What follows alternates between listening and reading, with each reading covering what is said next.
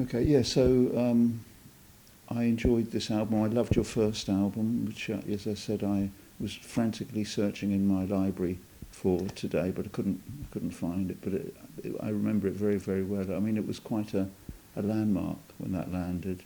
Mm.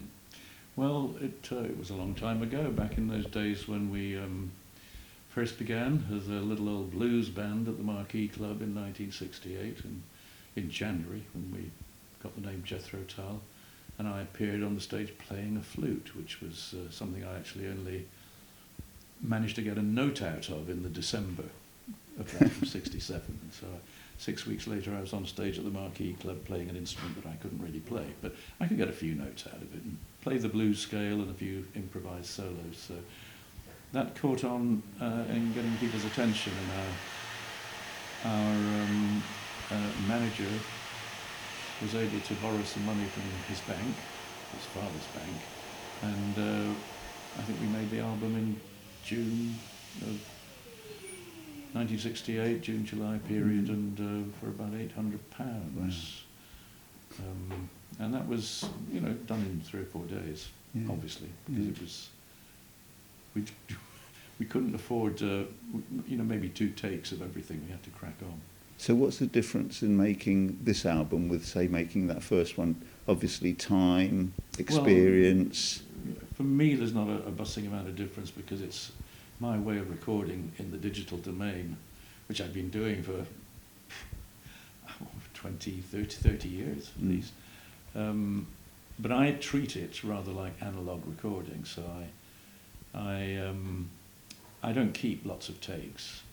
I work quickly, and if I'm doing vocals, I would sing through the song a couple of times, the first times I've ever tried to sing it, and then within an hour, and then I'll do a couple of run-throughs, and then do a take of it all, and I hope to get something out of that take. But what I don't like, I go over and replace with something better. And when I do that, what I'm covering up is rather like analog tape. You're re-recording over it. Okay. It's gone forever. Yeah, you're quite ruthless. I don't want to keep stuff that isn't. I heard that one thing you weren't satisfied with, just press the button and Absolutely. It had disappeared. Gone forever. I mean, it's become very much the norm for musicians recording these days to do lots of takes and just keep everything, and then try and find bits of all these takes that they can assemble into a final comped master. But that takes, hours to go through it all. You don't have the patience for it. I certainly don't have the patience. No, but when our drummer wants to sort something, I've got 8 takes to choose from. I say, look, I'm going for a walk. Good job you're not with Phil Spector. I've got my phone. Call me when you've decided. Good job you're not with Phil Spector in the studio. God bless him. I would rather imagine he was probably worked on impulse rather than I would have thought many of the great producers, they didn't hang about. Time was money. Yeah. And it still is, in the sense that if you've got all these people hanging around, you're not achieving results. You're just wasting people's time when they could either be out earning a living doing something else, or they could be with their family. So I try not to keep the guys waiting.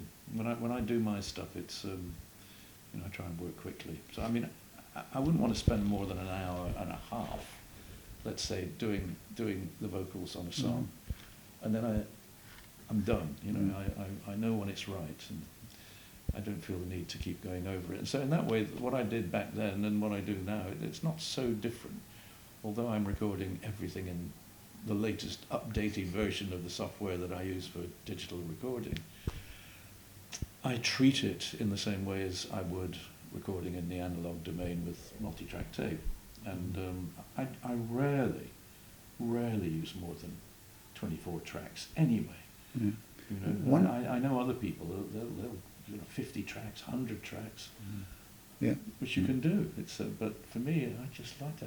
Maybe I like it to all fit on one screen. Maybe they're thinking of bringing out, 10 years time, all the different. That's what bands do now, isn't it? They bring out every single version of a song because that's the way they they hope they can make money, you know. Well, sometimes we have done that when we've done some demos or done various arrangements of a piece. There were a lot of recordings done in 1981 that weren't on the 1982 album Broadsword and the Beast, and some of those were sophisticated demos, but on 2-track. Some of them were actually on multi-track, and so we did find a whole bunch of material that was kind of fun to put out there in the expanded box set versions, and I am told that the fans like that. Personally speaking, it's not my cup of tea. If something wasn't good enough at the time, it shouldn't be good enough now. But these were the result. These particular group of songs were the result of a period of 2 years when we were working a lot in the studio, and with the idea that the album wasn't sort of defined in terms of what it was going to be about, and it was only when we started recording the songs that were to be eventually on the Broadsword and the Beast and went into my London studio, Maison Rouge, to start recording, that then it became kind of clear where we were headed, and we brought in Paul Samuel Smith of the Yardbirds in the early days, who had produced, largely because he'd worked with Cat Stevens, who I greatly admired as a singer-songwriter, and also had worked with our drummer Jerry Conway quite a bit. So did you and Cat have the same manager? Or something no, you didn't? No. Yusuf Islam, as he is these days. First of all, when he retired from music, it was a bit of a blow. I personally tried to persuade him not to do it, but he felt it was too much at odds with his Islamic faith. But somehow he found the way back into it again, and I met him again at, I think, at the site of the Olympics, under the Parthenon. Wow. We were doing a German TV show, and he was on it too, not performing but just chatting, and it was really interesting. I spoke to his son to some extent, and he said, "Oh yeah, my dad's decided he's going to maybe do some performances again." Yeah. So I said, "That's good to hear." But you know, people go through that. But no, managers. We had important two figures as our managers, Terry Ellis and Chris Wright, in '68 on through to I suppose the late '70s, when increasingly both of them were much more involved in running the record company, Chrysalis Records, and so I kind of took on most of the functions of management within me and my company, and so it ran its course, but it had 10 years of being mutually very important, because we were quite important to Chrysalis Records in those early days, getting them with the cash flow that they needed to expand and sign more artists, etc., etc. One of the things that strikes me about your songs, certainly the lyrics, is that you're writing about quite topical stuff, Jerusalem and the Blair and Brown fiasco, the betrayals. Most pop stars don't. Not your pop stars. Most rock stars don't seem to write about it. They still seem to write about love and June. Well, that makes up 95% of what song lyrics are about. From Shakespeare's sonnets on through to today. I mean, it's the human condition in the sense of emotions, and it's about being in love or out of love. That's pretty much what it's about. And same thing with most blues. Blues was always about rolling around in a sack of hay, kind of sex, really. Yeah. And much of the lyrical writing in black American folk music of that time, in the 50s and 60s particularly, they were euphemisms for sex. Mm-hmm. Didn't have a lot of tenderness about it very often. When Muddy Waters was singing "She's 19 years old," which would be politically very incorrect at any time, probably, since he did it. Or songs like "I'm a Man." Mm-hmm. These are even Trump probably wouldn't say them. He would certainly think them, but he wouldn't say them. But back then, that was what lyrics were about. Yeah. And I rather liked, if you're going to sing that kind of song, to me it's got to have some tenderness about it. And the only time I've ever done what you might call love songs, they are expressions of tenderness. They are of a romantic proposition. They're not recounting something that is purely sexual. But do you think more songs should be political or protest songs? We don't seem to have... Well, they're not really protest songs. I mean, I only write songs that are... I mean, I've done this for many years. I'm an objective songwriter who writes about stuff. I don't feel in any way compelled to do what I'm not very good at, which is writing love songs. So I've always written... I think probably from my art school background, I'm more of a pictorial musician in the sense that I work from images, things I remember from visual experiences. And when I do that, I'm not a landscape painter, I'm not a portrait painter. I like to paint people in a landscape. I like to see people in a context. That for me is much more interesting than either the close-up face or the empty landscape. And I think that's what I try to do musically. I like to write songs about people in a context. But on this particular album, I use a lot more of my own personal feelings of my points of view, and my feelings are expressed much more than they would normally be in most of the lyrics that I've written in my life. So there's a lot more I, me pronouns than usual. Usually it's kind of he, she, it. But this one's a kind of I, me album. And yet, ironically, it's very much a band album. It's not a solo album, it's a band album with all the guys playing properly. And so it may seem at odds with that, but my excuse is, well, they never read my lyrics anyway, so I can sing whatever I want. And interim sleep seems quite... I mean, that's a very brave topic to take on, death, and is there anything that propelled you to do that apart from age? Expectations of things to come, yeah. Well, I actually wrote that, or something along those lines, as a poem a couple of years ago, an imaginary poem of comfort for somebody bereaved. And in that poem I was saying, you know, I'm talking from beyond to the person, saying, hey, cheer up, and giving some positive thoughts about death not being final, that we will be together in another life. And so I remembered having done that. I was looking for something to finish off the album that would be, first of all, quiet and calm, because at the end of a very long album, I'm trying to do something that's not full on drums and bass, because I needed something very quiet and sparse to save some time in the cutting lathe when you're cutting vinyl.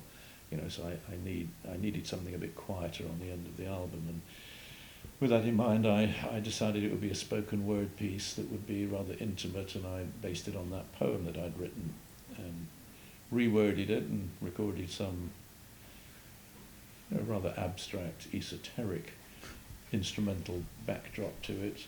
And I think I'm not sure whether it's a brave thing to do or maybe just downright embarrassing for a lot of people, because people don't like to think about death.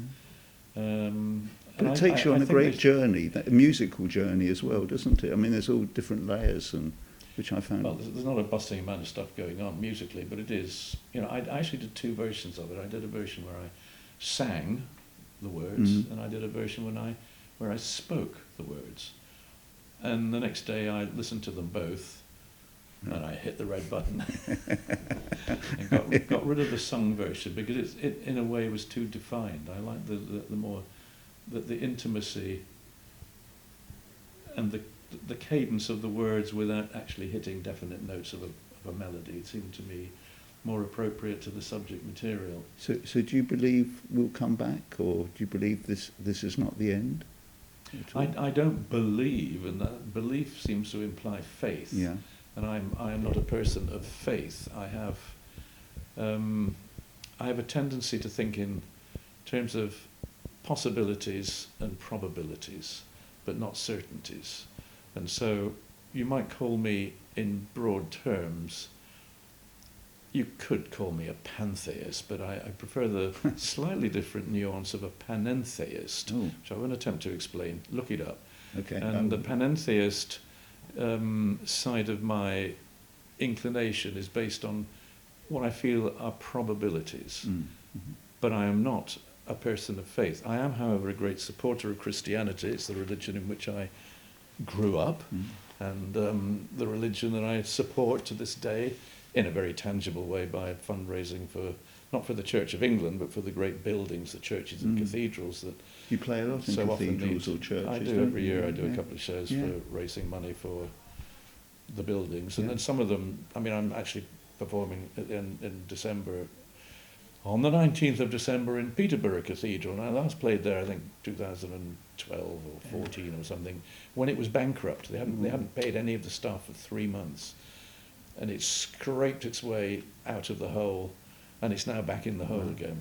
If they don't raise, I think it's some £300,000 or something by the end of March, they are going to have to close the doors on it's such a shame days of the week and lay off people. And that is a particularly beautiful 12th century origin cathedral. Surprisingly, not in a particularly salubrious town. It is a town of where every second shop is either selling vapes or gummies, or sometimes both. It's not a particularly attractive town, but it has some fine buildings around the old core of the town where the cathedral is, and a beautiful cathedral.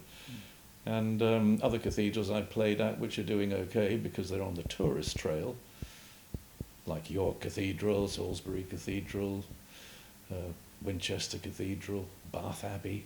You know, they get the tourists pouring in, and so in many cases they survive on the ticket money because they charge to come in. But those that are not on the tourist trail and require basically the goodwill of the relatively small congregations that they get, or people leaving a legacy, or some income from renting it out as a venue for anything from tombola to heavy metal concerts, whatever it might be. You know, they, God bless them, they have to do what they have to do to try and stay in business. But it's what I do every year, and I find the delicate tightrope walk between the Christmas, and I say Christmas, not holiday season, it's a Christian festival, and but it's one where everybody is welcome, regardless of their cultural background or what kind of headgear they wear. You're all welcome to come in, and it's an encompassing and welcoming religion where I feel, you know, honoured in a way to be able to do a concert there that is the tightrope walk, you know, with the abyss on one side, which is falling into the trap of it being an entirely secular concert of music that is offering nothing in terms of Christian tradition, and it becoming purely a carol service or something that is just basically heavy-handed in terms of its approach. So we do the right thing, I think. It's just the right balance between music. Some of it's seasonal, some of it is based on Christmas carols. But all of it, I think, is carefully worked in order to embrace the Christian Christmas without getting too heavy about it. Because, you know, there's going to be a lot of Jewish people in there, there's going to be a lot of Muslim people, there's going to be a large majority of people who will proclaim, at any rate, that they have no faith at all, and might be offended, indeed, if they have to hear the dean take 2 minutes to read to conduct a prayer. But tough luck, because you're going to have to have that. Excellent. Because that's part of what Christmas is. And even though I don't call myself a Christian, I'm a big supporter of Christianity because it is one of those portals, like Islam, like Judaism, the Abrahamic religion. They are portals to the idea of a Godhead and spiritual renewal in some form. Arguably, of course, that applies in Hinduism and applies in Buddhism, which are definitely not the Abrahamic religions. But nonetheless, it's I think what's right for me is doing the Christian church thing. You grew up in a very fascinating. You grew up in a very fascinating time, most probably, or when you started. That must have been almost the pinnacle of rock music, and there's so many different bands. You must have met so many different people. Is there anyone that you wish you would have liked to have worked with at all? I have actually worked with quite a few in later years that were my musical heroes before I became a musician, or before I became a professional musician. Working with Jack Bruce and Ginger Baker. I've been on a stage performing with them, and it's something. Wow, it feels good even close to the end of their lives. And you could have been playing the guitar with them, except that you weren't as good as Clapton. I love that story. Right, yeah, well, absolutely true. And Eric Burdon. I played with Eric Burdon and a string quartet doing House of the Rising Sun, which I can remember before I had any pennies to rub together, cadging a coffee from somebody in a coffee bar in Blackpool. Is there anyone that you would like to work with still? Yeah, well, there are, but they're pretty much all dead. And out of those that I have worked with, I suppose there's quite a few of them. Well, quite a few of them, unfortunately, have passed away, and a lot of them aren't feeling very well. So some of them have kind of given up, seemingly not to return. But in terms of, if we're talking about people who are the next generation or the generation after that, then I don't feel. First of all, I don't know who they are because I don't really play with those people. You could count Mark Armand as from the late 80s as a 90s synth pop hero of his time. He's become a big buddy over the years. That he frequently has played on our Christmas cathedral shows, and Mark is from a different musical walk of life. But what you share in common with people like that is a bond that comes from being a performer and from liking a good tune. And so I find it easy to integrate with him. But Mark's only 10 years younger than I am. Yeah. So he's no spring chicken. I don't know in terms of any younger musicians, and I'm afraid I probably don't know who they are because I don't. Well, it's interesting. I stopped listening to that's what I was going to say. Rock music in the mid-70s. You said you stopped listening to. I find that very, very strange. You said you stopped listening, maybe even stopped reading books and things because you didn't want to be influenced, and I found that quite an odd thing. Well, as you said yourself, I mean, I was born into the time when there was this amazing explosion of great talent and great, I mean, it kind of started for me, apart from black American folk music, the blues, or jazz, apart from that, when it kicked off in the mid to late 60s, I think by 67, with two albums, Sgt. Pepper from the Beatles was the prog pop album, and Piper at the Gates of Dawn by the Pink Floyd was the beginning of prog rock. And those were they were very important to me because they were signposts in the street ahead. It was as if they had you're walking down a street with a fork in the road, thinking, should I go that way or maybe I'll... And then there's a signpost saying prog rock this way. Or progressive rock, or whatever you might want to call it. And it, for me, sort of pushed me at that point away from wanting to be an imitative, second-rate blues performer or songwriter or guitar player, and wanting to do something a bit more original, where influences could come from a variety of other sources. And those influences were very easy to find. I mean, not as easy as they are today, when it's a few clicks away on your phone or your computer, but record stores had a lot of imported materials, and you could sit there going through it. Wow! But those two were landmark albums, weren't they? Really. And the Graham Bond album, The Sounds of 65, one of the worst titles of an album ever. But that was Jack Bruce, Ginger Baker, and Graham Bond singing and playing alto sax and the organ, and Dick Hextall Smith, the saxophone player. And that was a beat combo, I think they might have been called back in those days. But what they were playing was an offshoot of blues. And of course, two of those musicians left Graham to go on to be in Cream. So that was the beginning of a whole new era with Cream, who conquered America. And then hot on the heels of Cream came Led Zeppelin, the best rock band ever in my experience and opinion. Have you worked with Jimmy Page at all, or tried to? No. We've many of the people that I haven't worked with have worked with people that I have worked with. Like Jimmy Page, was a big Roy Harper supporter and played on some of his stuff, as did I. And Pink Floyd too. They Roy actually is on singing a song on Dark Side of the Moon, isn't he? One of those songs or something. I can't remember what the. But yeah, Roy was a singer who did, and as a songwriter, he influenced me in the sense of being from the same town that I grew up in as a teenager in Blackpool.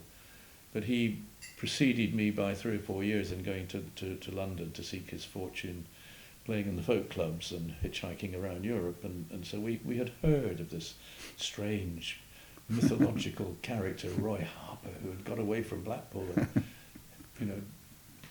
hit the big time down south. And that was, in itself, was an encouragement to go from Blackpool to try and seek some kind of success in London. We're talking about the 60s. You won't. I mean, I don't say you won't like this because I don't know how you think, but when people ask me why the 60s was so great, sometimes I have a very flippant answer, and I say drugs. Now, where do you stand on that? I know you're not a lover of drugs particularly, but do you not think that, say, LSD and things made those albums happen in any way? I have no idea. I could only imagine as a record producer. I mean, I knew George Martin a bit, and he was a lovely chap, and I could imagine George probably found it all rather difficult being in the studio with the Beatles, whether it was just smoking joints or later on with their experiences with LSD or whatever. I imagine he found it a bit frustrating because he, like me, was a straight-laced character. And you were never tempted? Not so far, but I've always thought, well, one day, I will experience. I'm not going to mess about. I'm going straight to morphine. There's a 50% chance I will spend my final moments in this life under the ameliorative effects of a Class A drug to remove or soften the pain of a terminal cancer. So I mean, it's a 50% chance that I will end my days on morphine. And I'm quite happy to wait until then. Okay. And if it's as good as people say drugs are, then maybe I'll try and write a song, see if it works out. I rather think it won't, because my gut feeling is that drink and drugs do not help the creative process, although people who are a bit hung up or lacking in confidence or just become hit by writer's block. Maybe it's like a dam buster's bomb, opening the dam of a flood of creativity. Perhaps that works for some people, but I don't have a problem with creativity. Needing anything to set my mind going in the creative way of writing lyrics or music. It's always when the time feels right to do it. It comes in a rush and it builds momentum and it's unstoppable, for the next 2 or 3 months. It's a shame we've lost some of our best musicians, Hendrix, Syd Barrett, to all these things, really. That's absolutely right. And I mean, Graham Bond, who I didn't play with him personally, but we played together on a concert where I saw him during the show when Ginger Baker was doing a drum solo. And I was standing at the side of this university gig somewhere, and I was standing at the side of the stage watching, and Graham turned away rolled up his sleeve and put something around and shot himself up with heroin while Ginger Baker's doing a drum solo. And I was absolutely horrified, to see this. And when some years later, like 2 years later, there was a knock on my door. I was renting a flat in London, near Victoria, and there was a knock on the door, and I said, "Hello." He said, "I've come to see the flat." I said, "Graham Bond." He said, "Yeah." He said, I said, "Oh, okay. Well, I'm moving out. I'm buying a house in North London, but come and have a look around," which he did. And then he said, as he was going out, he said, "Well, to be honest, I don't think I can afford this." He said, "Things aren't too good at the moment." He said, "But I've got a gig tonight in such and such a club. Got a new band, great band. Do you want to come along?" I said, "Yeah, okay." And I did, and it wasn't a great new band. They weren't awful, but it just wasn't. It wasn't anything. And it's from memory. I have it in my memory that it was a couple of weeks later. Maybe it was more than 2 weeks later, but it was pretty soon after that he jumped off a platform under a tube train. And I often felt, maybe at that point he really did need someone to give him positive words of encouragement, and playing to 10 people in one of those awful London clubs where record company people went and whatever. I mean, it was so embarrassing watching. I think that must be one of the hardest things for musicians when you become so famous, maybe very early on, usually very early on in your career, and then your life sort of dwindles away because you don't have any more hits. It's like that great film Performance that Jagger stars in, where you've got a faded rock star. It must be so difficult.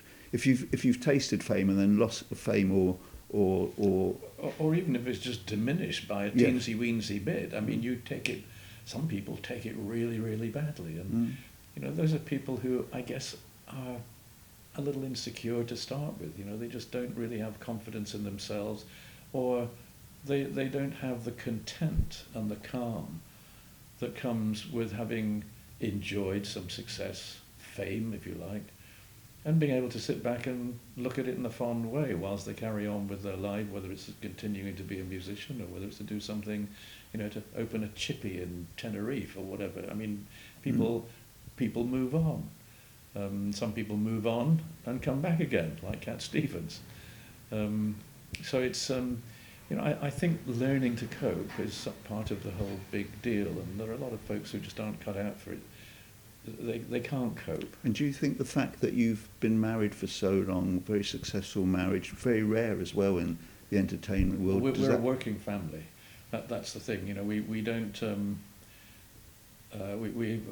We have always worked together as a team.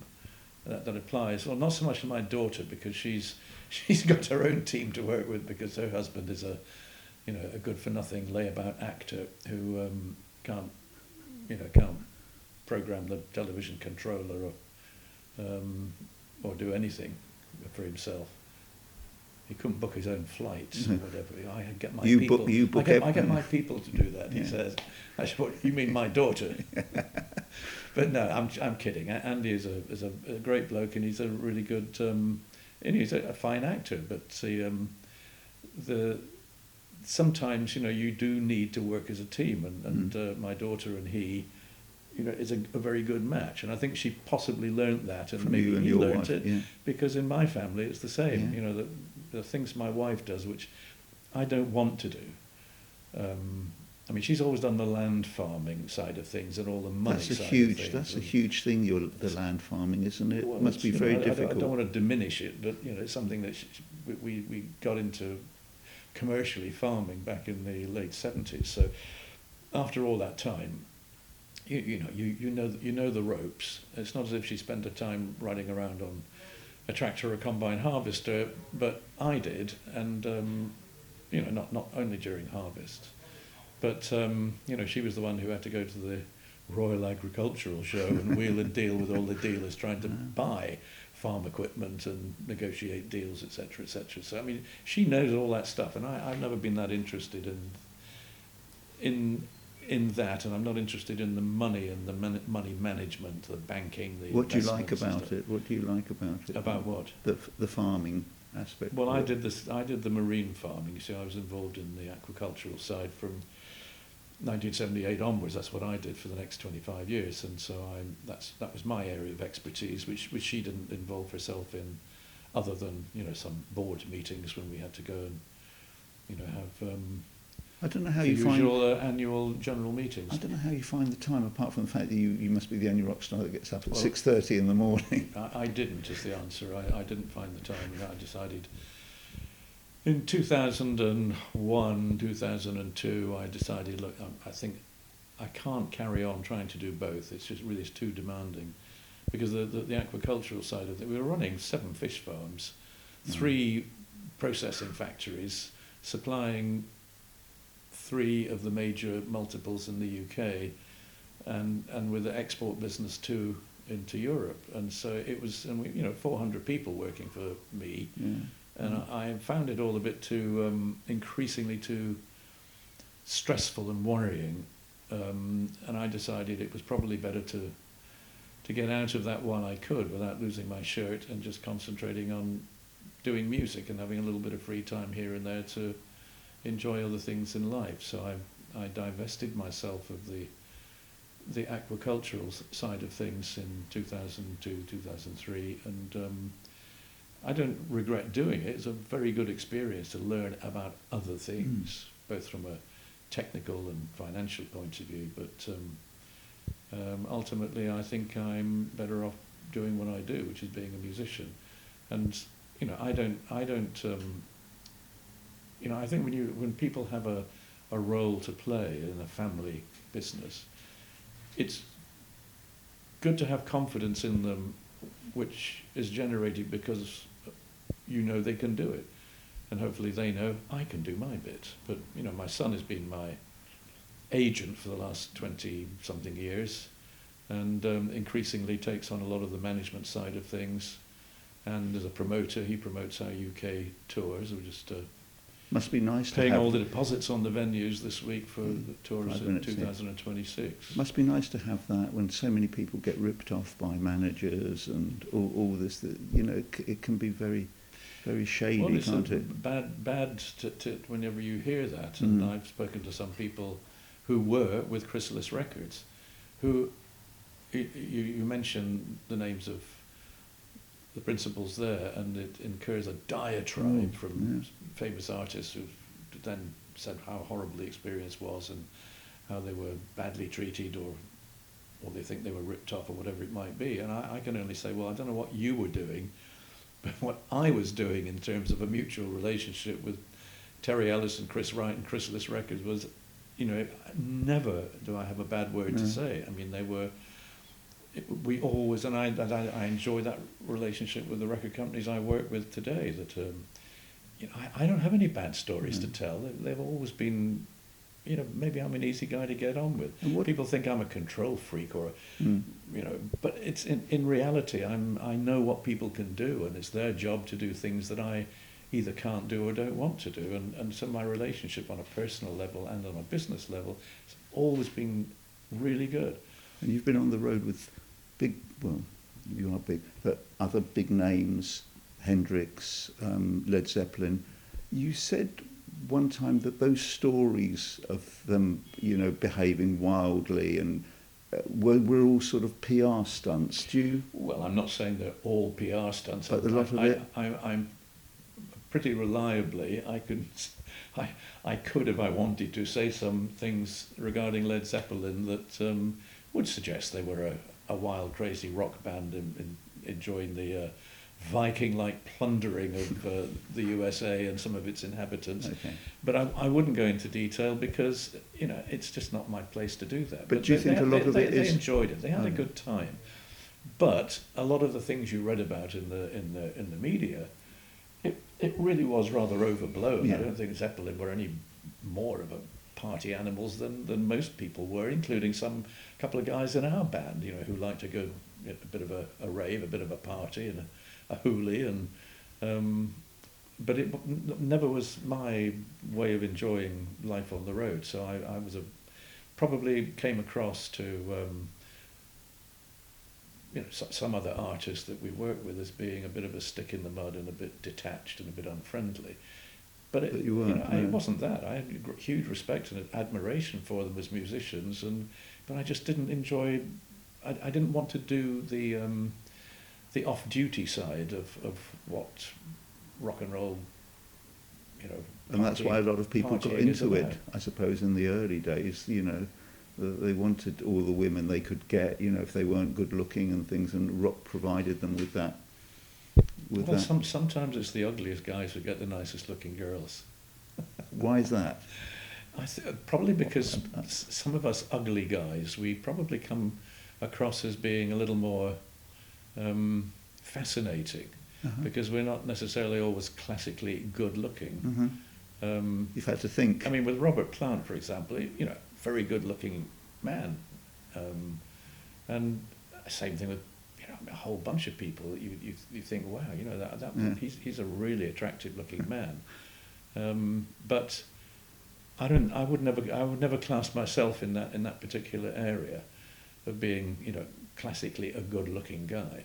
You had a good codpiece and you had great hair. Remember all yeah, that, and a beret or whatever. Well, that's right. And but the codpiece was probably keep attracting people's attention away from my not very good teeth or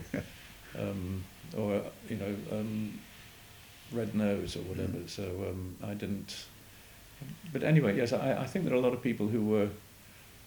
I mean, you think about Frank Zappa, he's definitely not classically an attractive guy. But I believe Frank was happily married to Gail most of his life, and he's the only other person I know of other than me who I can be pretty sure, although anecdotally, that he never took what's popularly called drugs. Yes, yeah. He smoked like a chimney, and so did I. But did you? Oh yeah, I didn't know. Yeah, and but Frank was his lyrical career was based, a lot of it, in singing sometimes rather amusing and really rather cutting. He's brilliant. Stereotypes of females in America, and they are blisteringly funny, but sometimes rather cruel. And I often wondered if Frank did actually have, did he have that sort of attraction and take advantage of it, or was he somehow a personality that was, all buttoned up and closeted and really his imagination was to, it came out in his lyrics, but maybe he was just like me. But I tended not to write those kind of lyrics, or at least not very often. One final question, because we've got to wind up. Is it true you didn't rate Elvis, or he wasn't a hero of yours when you were growing up? Well, Elvis, up until his comeback, the leather concert that he did in what looks like a boxing ring, which was great. That was Elvis. Wow, that's Elvis again. And that was a profound moment. But I saw him shortly after that, I think, when he went off into his white jumpsuit era doing the casinos, and that was it was disappointing, because Elvis circa Jailhouse Rock, for example, Heartbreak Hotel, and those two things for me were a step on from where I think some of his roots lay in Black American blues. And so it was another of those moments as a child, when I was 8 years old, 9 years old. I thought, wow, this is a brave new world that caught my attention. And my very first instrument was a plastic ukulele that I got from the back pages of a mail order thing from News of the World or wherever it was. And it said Elvis Presley guitar, 22 and sixpence. I do remember that, because I spent all of my pocket money and saved up and got the Elvis Presley guitar. It was the ukulele. When the parcel arrived, it was this big, and the ukulele was this big, and it was a horrible plasticky thing that you couldn't keep it in tune for 2 seconds. It was dreadful. It was a complete rip-off. That's a great story. But it was the first thing, and I learned to play. What was that politically incorrect song that was in the little music chart thing that came with it? Was the Camptown races, 5 miles long. Doodah, the Camptown races, which 5 miles long. was the sort of thing that. Black and white minstrels, the black and white minstrels. Yes, that's it. That's why you can't watch that anymore. I'm not allowed to watch it. The great songs, though, they were great songs. They were, and that era of music that was somehow the in between. It came out of the American immigrants who came from Europe, who settled in the Appalachians, particularly, who were responsible for what became ultimately country and western, and that paralleled the other major influence, which was black American blues, which then morphed into 50s and 60s jazz. And so all of that was hugely important to British musicians growing up in the 50s and 60s. Children, that's what we heard. And Elvis was an example of that. Lonnie Donegan. But I wasn't... well, Lonnie Donegan a bit, yes, because he was one of those. I mean, people thought he was American, and I remember the first record I ever bought was by Johnny Duncan and the Bluegrass Boys singing "Last Train to San Fernando," which was a great tune. It was a great tune. But Johnny Duncan was actually in England at the time. It was using English session guys, and it was the original of that is a beautiful song. The original of it is actually a calypso. Oh, is it? If you check out "Last Train to San Fernando," it's a West Indian sort of mid-tempo, completely different, same idea, but he turned it into this really up-tempo train song. And that was an important part of the early Elvis, Lonnie Donegan, Johnny Duncan. It was all American stuff. And then I heard Muddy Waters and Howlin' Wolf and those guys, and suddenly then it got serious. But we had to make do with. When I say make do, I have a lot of fondness for Marty Wilde and Cliff Richard and the other protégés of the manager, who named them all ridiculous names like Marty Wilde and Vince Eager. Larry Palms. Yeah. Vince Eager. Billy Fury. Good job he wasn't your manager. Well, no, we were Ian Excitement of a next generation, really. But you see, Cliff was our Elvis, and Cliff was kind of important, as were the Shadows, because the Shadows, suddenly these guys, he had a guitar player he could really play. It wasn't masses of notes. I remember learning guitar tango on a beaten up acoustic guitar when I was 12, 13 years old, and the solo, which is kind of, very Spanish feel. And I could learn to play it. I could play most of what Hank played, except I would make lots of mistakes, whereas he never dropped a note. He was always brilliant. But Hank was the way for so many British great musicians, all the generation of the Jimmy Pages, the Jeff Beck and Ritchie Blackmore and all those who came after. We all owe Hank Marvin a huge amount in terms of his ability to play really nicely. And I don't mean that in any derogatory way. He played really nicely. He just seemed incapable of ever dropping a note or making a mistake. He was polite, really wasn't he? It was polite, but it was polite in a kind of, FBI is not a polite song, but he had that edge with sounds and then the ridiculous little stage dances together. But they were part of what I grew up with as a child, as a very young adult, and then. As I say, it got serious when I heard Black American Blues, and so I owe all these people a huge amount, but I felt that by the mid-70s, I felt I had all the influences from music of all sorts, folk music, classical music, jazz. I just didn't want any more. That's the answer to my question. Yes, finally got there. Funny, brilliant. We have to finish now because Sharon is making us finish. That was a wonderful musical journey.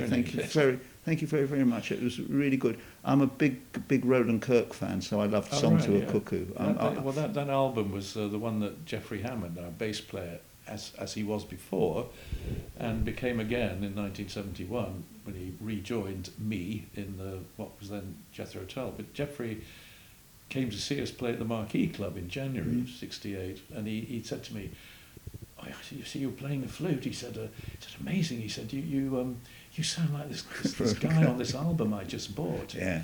And I said, oh, really? Because I was singing and playing. It's something I kind of knew people did that. But you Mose didn't. Allison did it playing piano, so the saxophone players would growl and half sing into the instrument sometimes. It's a technique, scat singing, you know, guitar playing, you sing along with improvised solos. So this was nothing new, but I did it on the flute, and Jeffrey said, oh, you should hear this. And I went to his flat, and he played me Roland Kirk's album, and I was entranced, especially... Had you not heard it? Had you not heard? No. This was you know, it's halfway through January, or the end of January, and dum da dum da da da dum da dum da dum dum dee dee. That was this cute little funny tune, and I remembered it. I was kind of singing it in my head all the way back to my bedsitter in Kentish Town, having left Archway and walked all the way down the road, and I remembered it, and I could kind of figure out what chords had to go behind it, and I played this to Mick Abrahams, and we worked it out, and it became my party piece from end of January onwards for on and off through the years, and I met Roland Kirk at the Newport Jazz Festival, I think in 71, somewhere around 72 maybe, and Led Zeppelin were also there, I think.